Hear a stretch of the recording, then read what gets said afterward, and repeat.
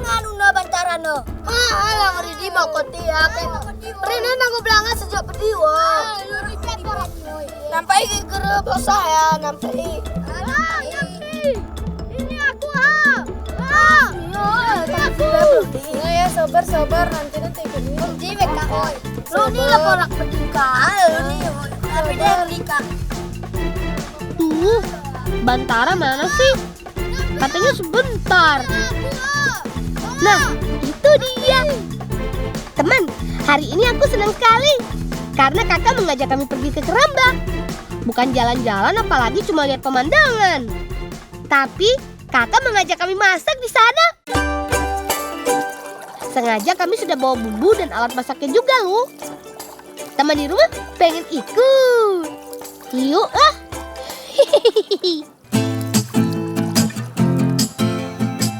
Sebagai anak pesisir Danau Laut Tawar, kami sangat akrab dengan sampan dan keramba. Maklum saja, karena lebih dari setengah dari jumlah total warga desaku beraktivitas sebagai nelayan tangkap dan keramba. Keramba apung banyak dibangun sejak 10 tahun terakhir. Seperti keramba milik pamanku ini salah satunya. Hasil usahanya ini semakin hari semakin berkembang. Katanya sih karena cara perawatan yang tepat. Yuk teman, mari kita buktikan.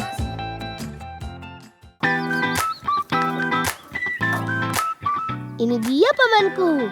Aku memanggilnya Paman Abu. Karena senang saat kami datang, Paman mengizinkan kami mengambil beberapa ekor ikan di keramba miliknya. Tunggu apa lagi? Let's go! Supaya ikannya lebih mudah ditangkap, terlebih dulu jaring keramba kami bagi menjadi 2 sisi. Kemudian bambu digerakkan maju untuk membuat satu sisi yang lain semakin menyempit. Nah, disitulah ikan-ikan akan berkumpul. Ayo, kita angkat. 1, 2, 3. Wah, banyak banget. Aku jadi bingung mau pilih yang mana. Teman di rumah, bantuin pilih dong. Mereka lincah dan gesit. Tuh kan, badanku jadi basah kuyup. Sepertinya paman sudah menentukan pilihannya. Ini dia 4 ekor ikan mas yang siap dimasak. Kakak mau bikin ikan masam jing. Dalam bahasa Gayo, masam berarti asam, jing berarti pedas. Jadi kami mau bikin menu kuliner ikan asam pedas. Ayo, yang suka ikan angkat tangan. Hehehe. Oh iya, teman-teman di rumah bisa catat ya. Selain ikan yang sudah dipotong dan dicuci bersih, ini adalah bumbu-bumbu yang wajib ada. Ada bawang, cabai keriting, cabai rawit, kunyit, asam suntik, jeruk nipis, asam gegarang, dan tentu saja garam. Yuk, selamat bertugas. Pertama, potongan ikan terlebih dulu diberi perasan air jeruk. Tujuannya untuk menghilangkan aroma amis. Dari buku yang aku baca, ketika ikan mati, bakteri pada daging ikan mulai bekerja memisahkan amino dan asam amino. Kakakku sudah menyiapkan bumbunya. Semua bumbu harus digiling halus ya, mulai dari bawang sampai kunyit. Nah, jika sudah, daging ikan siap untuk dibumbui. Begini caranya. Cara ini sangat ampuh untuk membuat bumbu meresap ke daging ikan. Dari tampilannya saja sudah bikin lapar.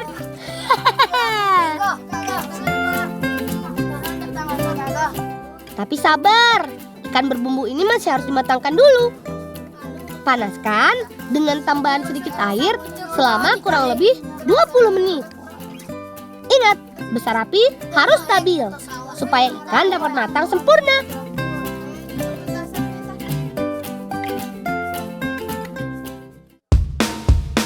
Ini dia, ikan masam jing. Menu masakan tradisional khas suku Gayo yang pedas, tapi bikin lagi. Hayo, siapa yang penasaran? Asik bermain tidak membuat kami lupa dengan tugas dari kakak. Kakak meminta kami mengambil buah pisang di kebun. Katanya sih mau dibuat kue.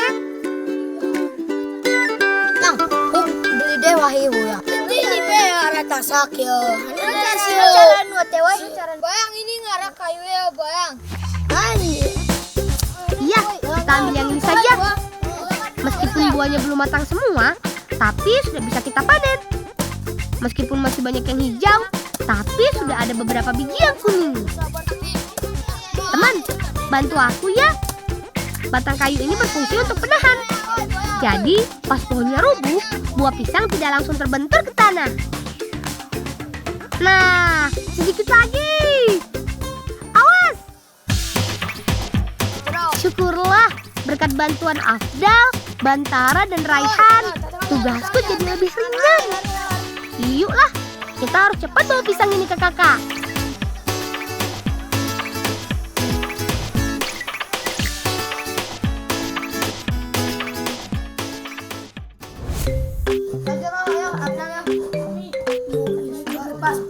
Wah, rupanya kakak sudah sibuk dengan bahan dan alat membuat kue. Mau bikin apa sih, Kak? Namanya kue lepat, makanan tradisional khas Tanah Gayo. Eits, tapi kue lepat yang kami mau buat berbeda dengan kue lepat biasanya. Jadi penasaran kan? Haha. Yuk, kita lihat bahan-bahannya dulu. Kue lepat dibuat dari bahan kelapa, tepung beras, gula pasir, gula merah. Kali ini kami akan menambahkan daun pandan untuk pewarna dan tentu saja buah pisang. Pertama kakak mau buat isiannya dulu.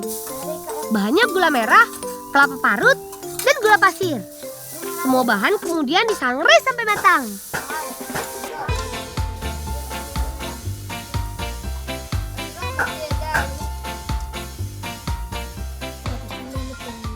Selanjutnya, kakak akan membuat adonan lepat, yaitu tepung beras, gula merah cair.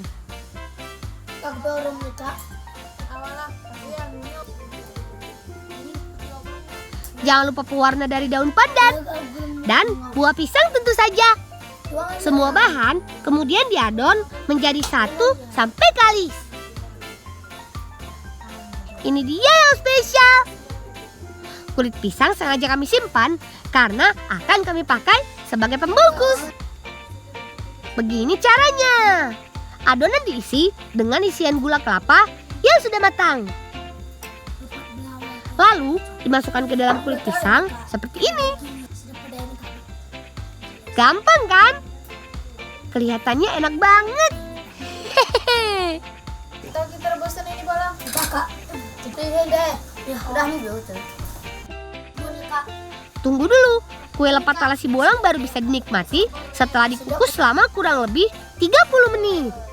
Proses pengukusan bisa lebih cepat kalau lepat dimasukkan ke dalam panci yang sudah panas. Sabar ya teman, sebentar lagi kok. Tangan bener kak. Tangannya kagak. Tangannya para kalian. Ini dia kue lepat pisang ala si Bolang Gayo.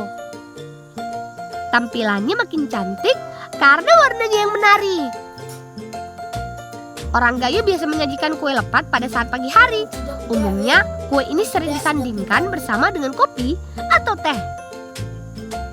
Selain enak, kudapan ini juga cocok sebagai menu ringan sebelum jam makan tiba.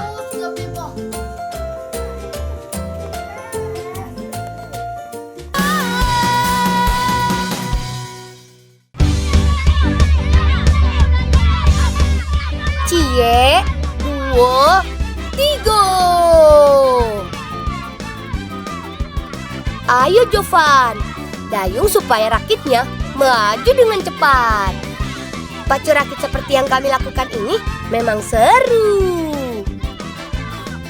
Bukan hanya harus menyeimbangkan badan, tapi mendayungnya bukan seperti mendayung perahu ya. kami hanya menggunakan bilah bambu yang panjang untuk mengendalikan laju rakit.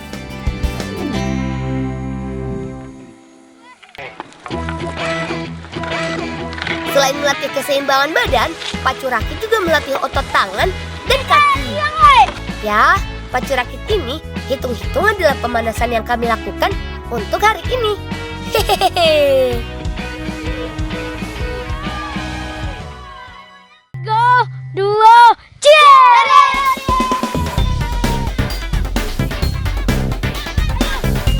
Kita menang!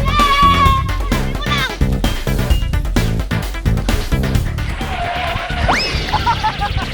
Semoga kamu tidak apa-apa ya, Bim. Jangan sampai kakimu cedera. Kawan, kami tinggal di Kecamatan Harau, Kabupaten 50 Kota, Sumatera Barat. Desa kami berada di ngarai atau lembah yang dikelilingi oleh batu granit terjal dengan ketinggian sampai 500 meter.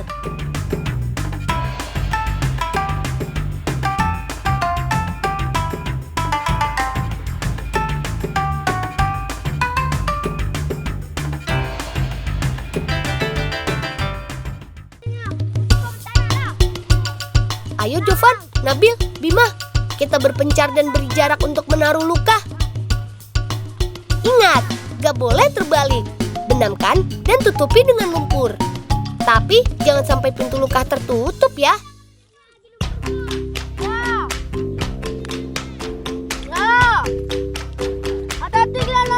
Bagaimana teman-teman? Sudah terpasang semuanya lukanya? Prinsip kerja si luka ini adalah belut yang mengendus umpan cacing akan tertarik masuk ke dalamnya melalui pintu ini. Nah, belut yang sudah masuk nantinya tidak bisa keluar lagi.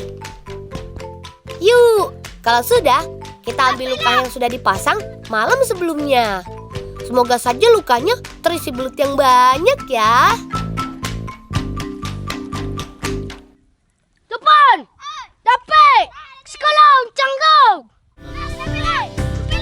Asik! Lukaku terisi beberapa ekor belut nih. Sepertinya luka Nabil dan Bima juga terisi. Syukurlah, kami jadi membawa hasil untuk Bibi. Hehehe. Jovan terpaksa bolak-balik mengumpulkan belut yang ada di dalam luka kami. Lah, tengok naik kolang lah, Yo, oncak benar kita pulang, yo. Kalau begitu, kita bawa ke tempat Bibi ya. Pasti dia sudah menunggu.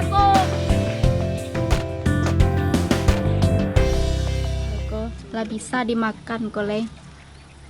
Mano lah si bolang ko, lambe bana tibonyo. Ko boluk ko lah koryang ko. Tek, bolang pulang, Tek. Lai banyak dapet bolang? Lai, Tek, ke Tek. Luka letak siko ya, Tek. Siko jo, kawan. Tek, godang-godang lepet, Tek. Kata ya. Mana Japan? Yo godang-godang kironya yo Japan. Berosian boluk. Ya, Japan tolong Tek ya. Masyarakat Minang suka sekali mengolah belut kering untuk berbagai jenis macam masakan. Nah, untuk mengeringkan belut tidaklah sulit, kawan.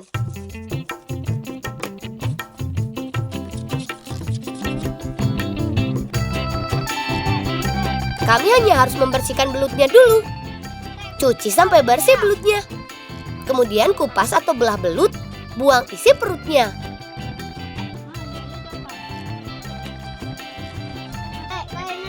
Cuci kembali sampai benar-benar bersih. Dan susun dengan bambu seperti ini. Terakhir, belut yang sudah disusun dengan bambu tinggal dijemur sampai benar-benar kering. Kita tidak membutuhkan garam untuk mengawetkannya. Hanya membutuhkan waktu seharian jika matahari sedang terik untuk menjemurnya. Nah, belut yang sudah kering bentuknya seperti yang sudah dijemur Bibi tadi. Alah. Teknya lupa boluk ko nak buat sama lado boluk dia tu. Yo tenanglah pakai tek buien sodonyo. Telah main dulu. Asik. Bibi janji akan mengolah belutnya menjadi masakan kesukaan kami. Terima kasih, Bi.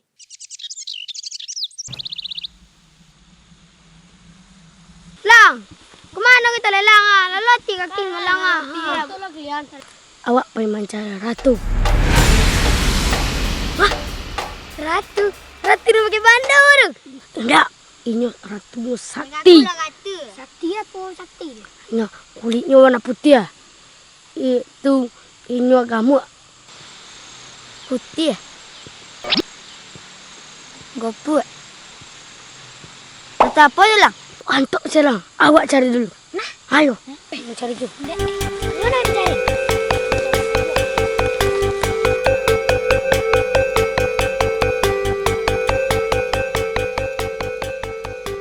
Ikonya rumahnya.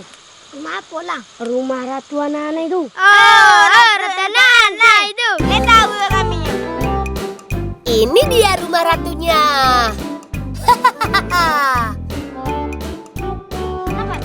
Senang juga membuat sahabat-sahabatku penasaran. Kami akan mencari Ratu Anai-Anai untuk obat atok lami.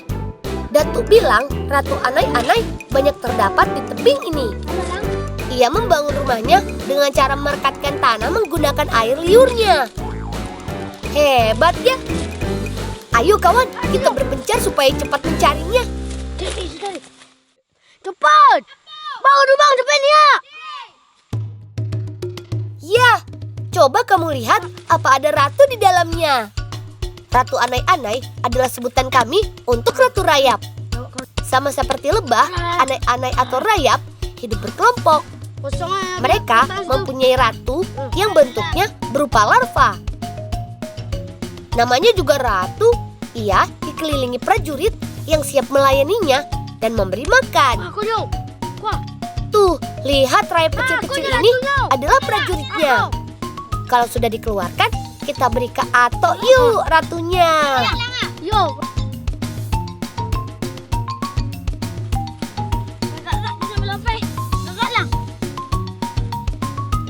Lah, mari kita pulang. Pulang ayo. Bye-bye. Bikin kata. Nah, ada gini aku.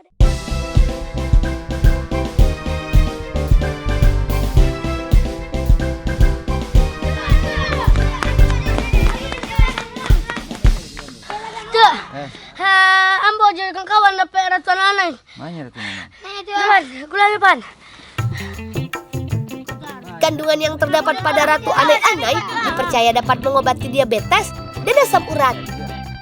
Karena mencarinya sulit, satu buah Ratu Anai-Anai dijual sangat mahal loh. 100.000. Warna putih ha. Tuh, kamu cuci kalau ambil minumnya tuh.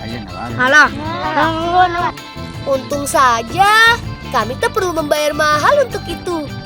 Alam yang baik menyediakannya untuk Atokku.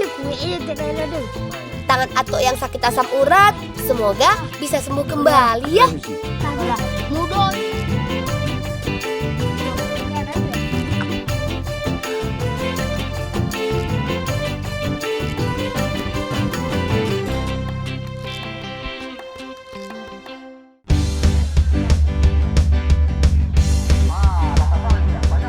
Teman, setiap bulan Juni sampai Oktober, masyarakat Kabupaten 50 Kota punya agenda rutin yang diadakan tiap tahun, yaitu Pacu Itik. Ya, Pacu Itik adalah olahraga khas daerah kami dan tidak ada di tempat lain loh. Aku dan teman-teman juga ingin ikut meramaikan acara tersebut. Ramainya. Seluruh penduduk Sumatera Barat sengaja datang hanya untuk mengikuti acara ini. Itik bisa terbang paling jauh 6 km pada tanah yang datar. Sedangkan pada tanjakan bisa terbang sejauh 1,5 km loh. Yuk, kita buktikan di lomba ini. Kebetulan Itik kami mengikuti kelas lomba 800 meter. Siap? Ya! Ayo, laju! Hahaha! Ternyata tidak ada satupun Itik kami yang menang, kawan. Tak apa-apa, menang atau kalah tak jadi soal. Yang penting kawan di rumah sudah mengenal budaya dan kearifan lokal dari tempat kami, bukan?